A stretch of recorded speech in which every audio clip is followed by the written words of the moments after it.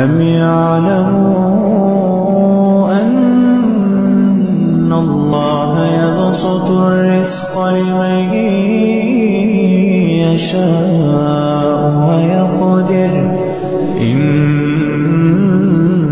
فِي ذَلِكَ لَآيَاتٍ لِقَوْمٍ يُؤْمِنُونَ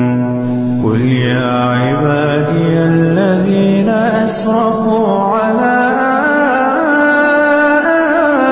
أَنفُسِهِمْ لا تقنطوا من رحمة الله إن الله يغفر الذنوب جميعا إنه هو الغفور الرحيم وأنيبوا إلى ربكم وأسلموا له من قبل أن يأتيكم العذاب